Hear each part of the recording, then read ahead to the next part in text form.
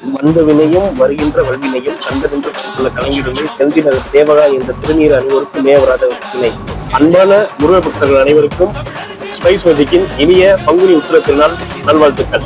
பங்குனி உத்திரத்தை முன்னிட்டு இன்னைக்கு நமக்கு எல்லாமே சைவ ஸ்பெஷல். பாருங்க, ஆனியன் பக்கோடா, உள்ள கமகமும் முருங்கை கீரை, அப்படியே பாருங்க சோயா அப்படின்னு வறுவல், அப்படியே பாருங்க எல்லாத்துக்கும் ஸ்வீட்டு, அது பாருங்க கேபேஜ் பொரியல், அடுத்து பாருங்க சேலட், ஆனியன் சேலட்.